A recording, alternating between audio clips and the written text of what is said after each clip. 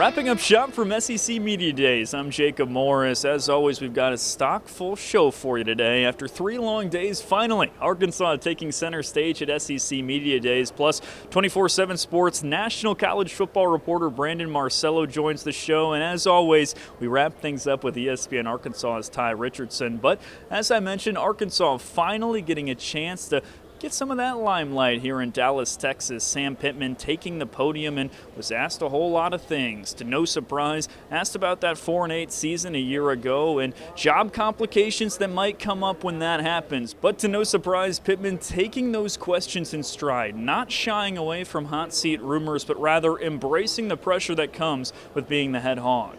Chris Hummer, 24/7 Sports.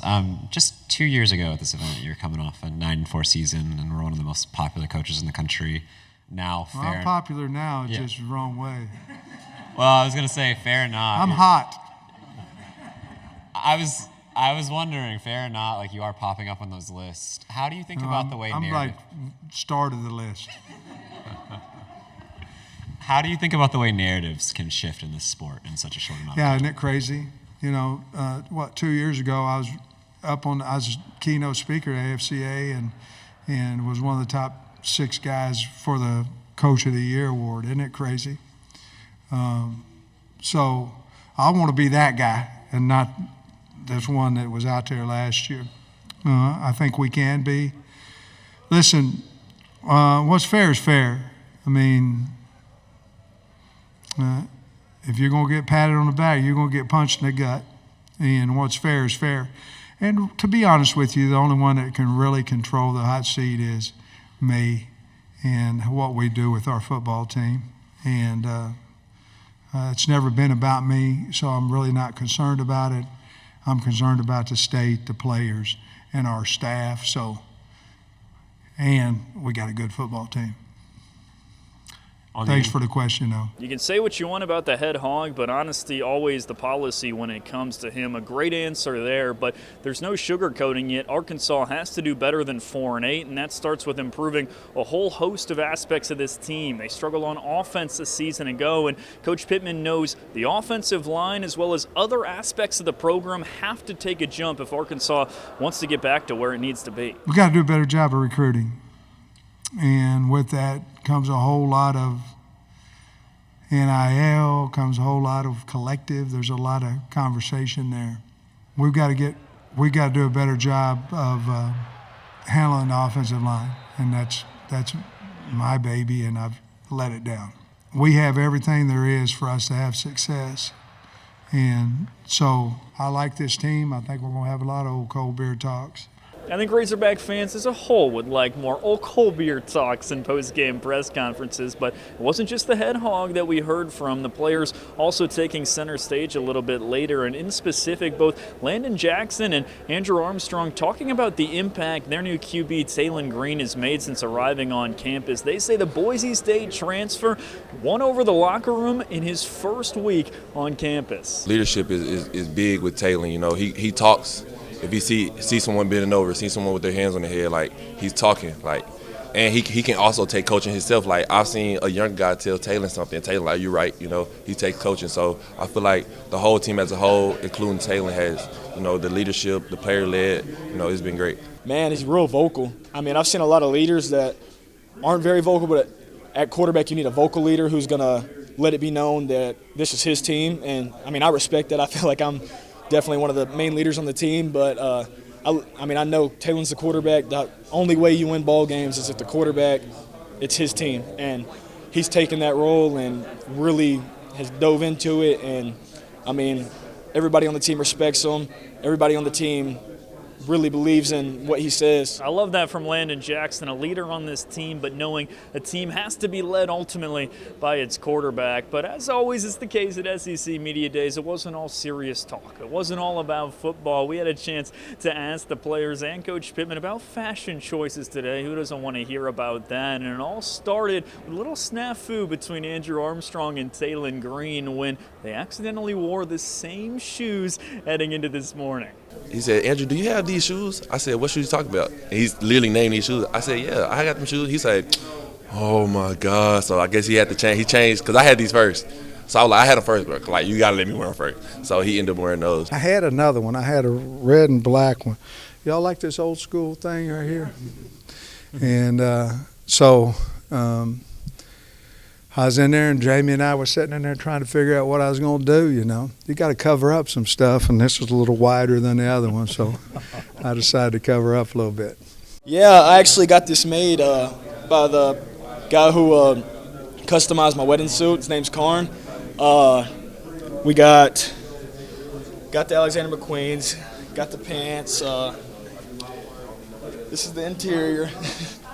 So got that, and then I picked out this tie yesterday to match the suit. That's one dapper crew of honks, if I do say so myself. But hey, let's stay on the lighthearted subject matter. Obviously, EA Sports College Football 25, a big topic of discussion this week at SEC Media Days, and it's no different for the Razorbacks. We wanted to get straight to the source and ask how Arkansas fans should play with this team, and both Andrew Armstrong and Landon Jackson didn't disappoint. The team is a cheat code itself. Like, I think on the game we have one of the fastest receiving cores on the game. We got a 98 speed. Jordan Anthony, he's the cheatiest, that's not even a word. She's the cheatiest cheat code on the game.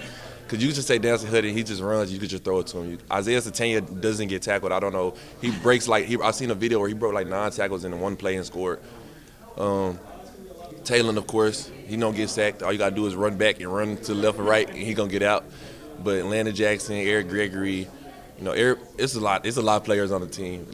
But it starts with the coaches. So it starts with the coaches. Man, putting Satania on a slant route, Luke has on a fade. You throw it to Luke, he could be in triple coverage, he's going to catch it. So, overall, just Luke and Satania. I like my rating, I don't like my speed. They kind of screwed me on that. If it was based off just D lineman, I'd be a 99. But if it's based off overall speed, I'd say at least mid-80s. At least mid-80s.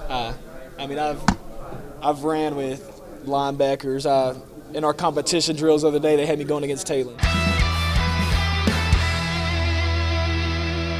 Welcome back into the show, joined by a very special guest, Brandon Marcello, 24/7 Sports national college football reporter and a resident of Northwest Arkansas. Before we get started, let's talk about Northwest Arkansas. Favorite part about living in the area? You can do a little bit of everything. Yeah. You got some city life. You've got it's a college town. I love college towns. That's pretty much all I've ever lived in my entire life, going across the country. And listen, my favorite spot in the world is Lincoln Lake. I love to go out there on my kayak, smoke a cigar, and just fish, and no one will bother you. But now that I mentioned that, everybody's going to want to go there. But I just love Northwest Arkansas. It's the best place to live. Never want to leave. Great place, although you're giving away your secret spot there. Gotta work on that. Bring a cigar with you if you're going to come. Give me one. Hand it out to the rest of the public, I guess. But let's talk about the Razorbacks. Arkansas taking center stage here in day 4. And interesting to hear from Coach Pittman, Taylon Green, all the above. And Pittman, to no surprise, asked about job security and kind of an interesting, answer. Didn't shy away from it and just owned up to it right away. Yeah, listen, he knows that he's on the hottest of hot seats, including my colleague Dennis Dye at CBS Sports. A 5. A 5. That's as high as it gets. He knows it. And listen, he was hearing it from the fans late last season. They got to get better. I think what's really stands out to me, and talking to Sam Pittman in the offseason myself and him reiterating it today, man, they're going to be a lot better along the offensive line. And that's where they really struggled last season. The offense, of course, as Arkansas fans know, just did not fit the skill set of K.J. Jefferson. He's gone at quarterback, but, man, you bring in Bobby Petrino, that changes things, obviously, offensively. He's a guy that can get you an extra win or two just by scheming guys around and getting them open. They're going to be a better team this year. They just are. It's just how do you navigate that schedule that's so difficult, and can Sam Pittman do enough to keep the fan base happy and keep the support going? Because honestly, it's about filling the stadium. You got to keep that stadium full. And late last season, I was at the Mizzou game, covering that game, because Mizzou was doing things they hadn't done really in quite some time. And at the end of the game, it seemed like there was like 15,000 Mizzou fans in that stadium. It's 50-50 almost at that And then point. no one from Arkansas was really around anymore in the stadium. And, as someone who grew up in Arkansas and saw that, as a coach, you can't survive that if you do that in back-to-back years. You just can't. So, obviously, on the hottest of hot seats, and a lot of that's going to deal with keeping the fans happy. Yeah, as the old saying goes, you lose the fan base, you lose your job. But let's talk about Bobby Petrino. Everybody we've talked with this week, I've kind of asked them what was their reaction and what was your reaction when you heard Bobby Petrino was coming back to the Hill to coach the Cubs? Well, when I first heard some rumors going on, I was like, there's no way. There's no way. And then I started tracking it down a little bit that they were vetting some things, getting it all done in the university system. Never say never in this industry. I think, it lightened the blow in my brain a little bit just because we've been seeing so much with conference realignment, NIL, now paying players potentially and all that. So it was just like, okay, it makes sense, sure. Why not? Why not? It's going to be fascinating to see how this kind of works out. And, Sam has been so transparent about this and chatting with me in the previous months about how much he leans on Bobby for some decision making. Yeah. And as it takes a lack of ego to go, the guy I just hired, I asked him for a lot of advice on how I should be running my team. And by the way, he's a guy that was the last best coach that was here at Arkansas and led Arkansas to things they were never able to do offensively, and of course going to a BCS game themselves. So that takes a lot of, you got to drop the ego. And you don't see that a lot of head coaches these days. They do not want to be ceding control. And listen, Bobby Petrino, as an OC last year, dealt with a coach with a huge ego in Jimbo Fisher and did not allow Bobby to run his system, didn't even allow him to use his terminology and play calls. So I think that this is a marriage that, as crazy as it sounds, is actually probably the healthiest relationship among an OC and head coach in the SEC. Yeah, it was so fascinating hearing Pittman talk about the balance, to your point, where he said he just comes forward and he says, hey, have you thought about running this? And it's just a good relationship back and forth. But before we go, let's talk about the guy that Coach Petrino is going to be coaching under center, Talon Green, coming in from Boise State. And I think a lot of Arkansas fans kind of said, who is this? But have kind of done deep dives on YouTube, all the above. He's athletic, he's physical, and he brings a lot to be excited about for the Hawks. Listen, this is the thing with Arkansas this year. They've been adding more length this year, both at receiver and then, of course, at quarterback. And you got a 6'7" quarterback. I ran into him at the facility. I think his first week on campus. I was over there in the facility, and I was just like, I didn't realize you were this big. Listen, what he did at Boise State last season was phenomenal. That was a team that was dead in the water, had fired their coach, and yet led them to a Mountain West Conference championship. He's got the intangibles. And talking to Sam Pittman, he told Bobby Petrino, go get a quarterback, go get your guy. I'm not going to tell you who to go get or whatever. And Petrino immediately saw Talon Green and went after him. And so Petrino, in the past, when he's got a guy he feels comfortable with, that he identifies, good things happen. I remember early in his Arkansas tenure, he did that, but he had to wait a year or two because when you transferred in, you had to sit out a year. And that guy's name was Ryan Mallett. And finally, when he got in there, things were done very well. And, of course, big guy, tall guy. But Talon can move. My question with him, though, is some of the accuracy down the field. There is some issues there. But Petrino improves quarterbacks. I mean, he just does. That's going to happen. Listen, Arkansas fans know, Casey Dick, when he took him in, made him look worlds better. So I think Arkansas fans are really going to like what they see from Talon Green. Just go watch some of the tape at Boise State late in the season. He did some magnificent things. Yeah, the athleticism jumps off the page, obviously, and I think that's the key to your point, right? Where you can't teach 6'5", you can't teach the 40 speed that Talon has.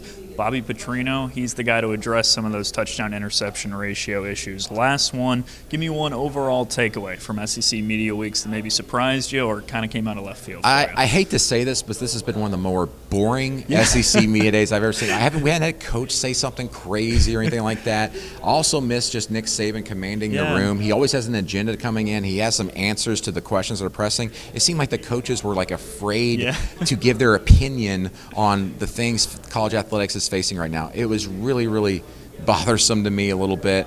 That's what really stuck out to me, is that there's not really a voice that's commanding the room. Steve Sarkisian was probably the closest to come to that, the Texas head coach. That worries me. I say this, not to be too long-winded, but at some point I think this event needs to involve the fans more. They need to bring the fans in, have them put this thing in Jerry World or whatever, and like Super Bowl media days, let the fans sit in the stands and watch everything. Even do a Q&A session with the coaches or whatever, because I say that for this. It'll add some excitement to the event, and also the players and the coaches who are talking to the media, and maybe in the fan session, they'll play into that. Yeah. They will play up. It'll be like a wrestling event. They'll be saying things out. They'll be calling other coaches out, and they'll be having fun. Let's have some fun. This is football. These are, it's like amateur athletes. They're going to be professionals really now. But they're kids, they're teenagers and everything. Let's have some fun here. We don't have to be so buttoned up. Let's open this up to the fans. I like that. Make SEC Media Days a little bit more entertaining. That's a good point. I like that moving forward. Brandon Marcello, thanks so much for joining the show. Thanks for having me.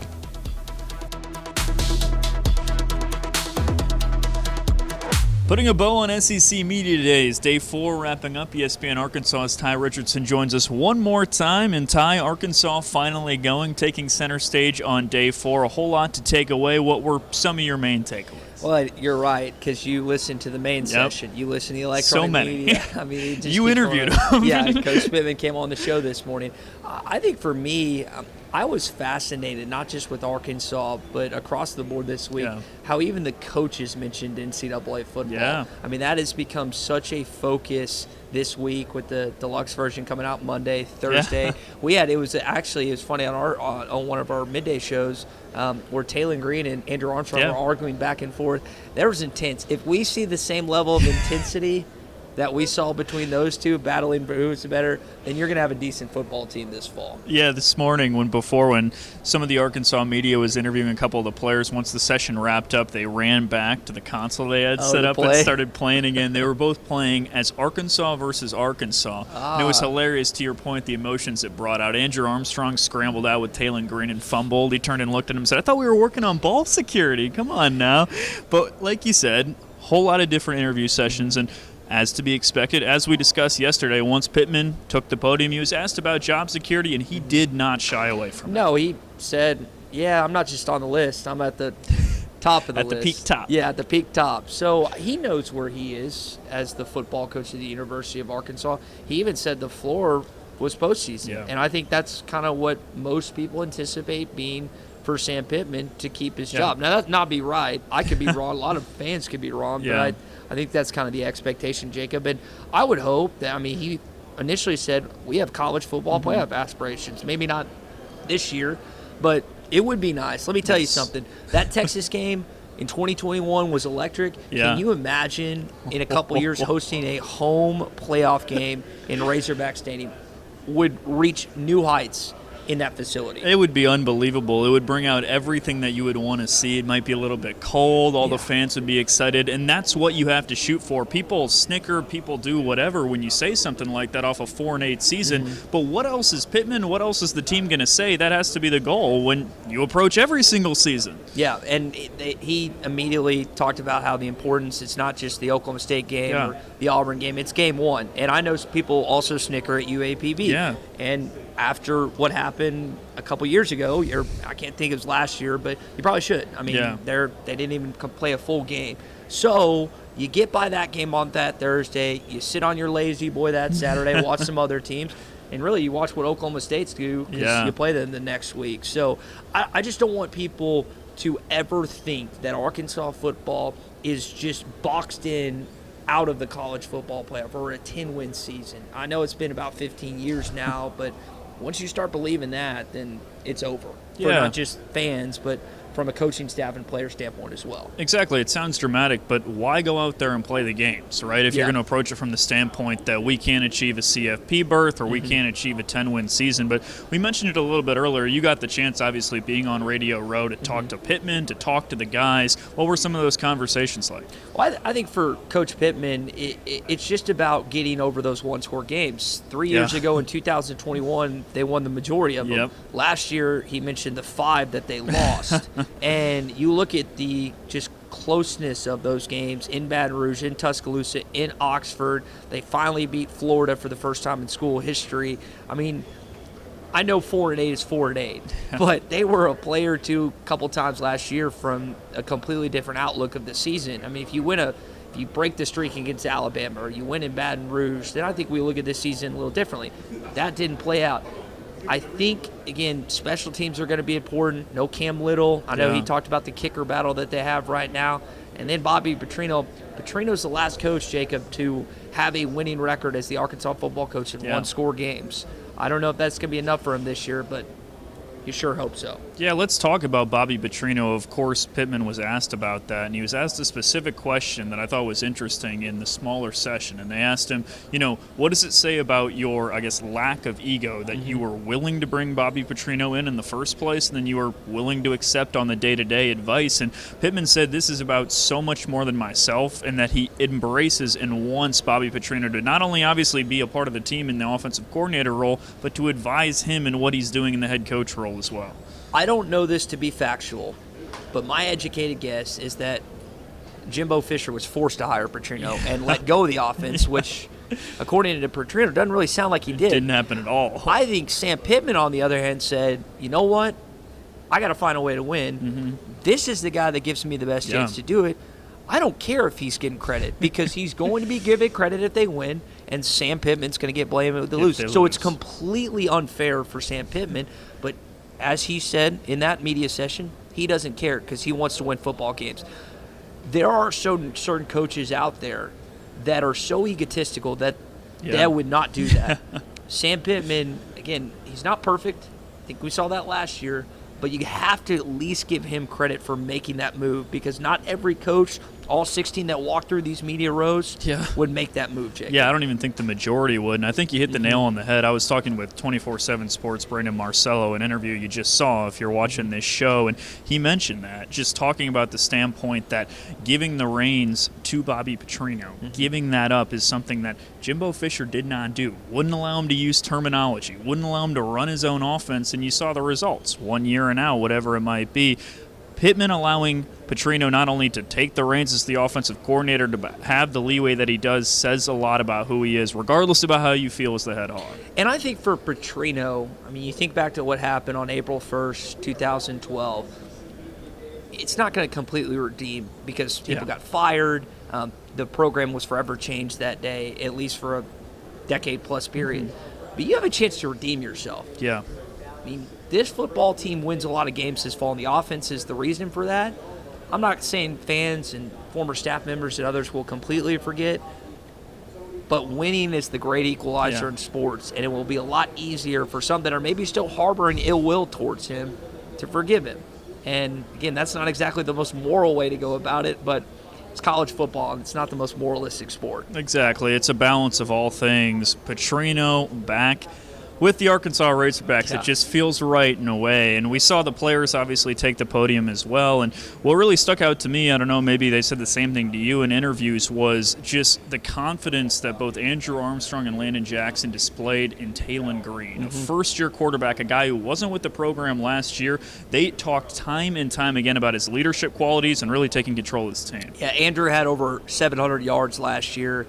Unless he gets injured, I would guess that he's going to have 1,000 plus. And I think that's not just because of him and getting better, but this is a kid that came in, and while he was hand-blocked by Bobby Petrino, his first offer out of high school, which is important, he almost instantly kind of brought in the locker room with him, which is not easy. It's not easy to do as a transfer quarterback.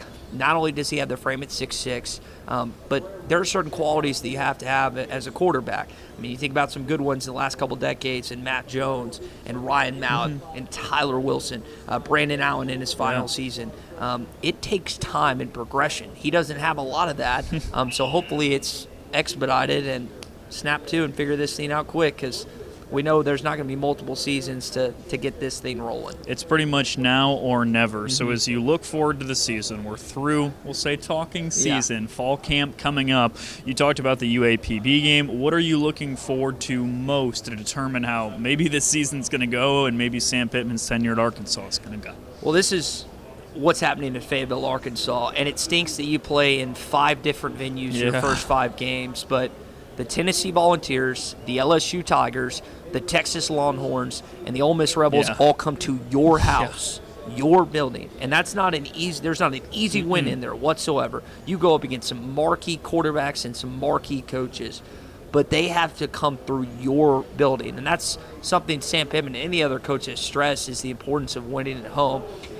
I think if the season is just even marginal, Yeah. the idea of having these big-time home games is good for a fan base that, frankly, has been starved at times for big home Yes. games. That's not the case this year, Jacob. Yeah, it's an all-time home schedule. If you had to pick one game out of all the above that you're looking forward to most, which one is it in the 24 campaign? I would say LSU. It's a night game. Yeah. I know first everyone's mind goes to Texas, but LSU's at night. It's a huge game. You're coming off a bye. It goes Tennessee by LSU. I think that's the game that people are really, really excited about outside of the Texas game we're talking about at home.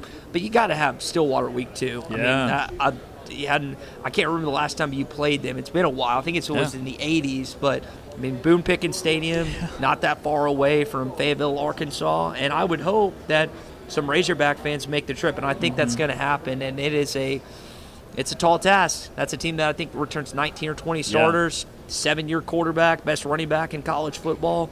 But hey, you never know what happens with the Hogs, and it wouldn't surprise me at all if something weird happened that day. Yeah, strict road test, like you said, a whole bunch of starters, all 5 starters on the offensive line, blocking for the best quarterback in the entire country. I think that's when you'll really know week 2 what this Arkansas team's going to look like. Well, talking season wrapped up. Ty, thanks so much for spending the week with us. Jacob, really it's been appreciate fun, it. man. Yeah.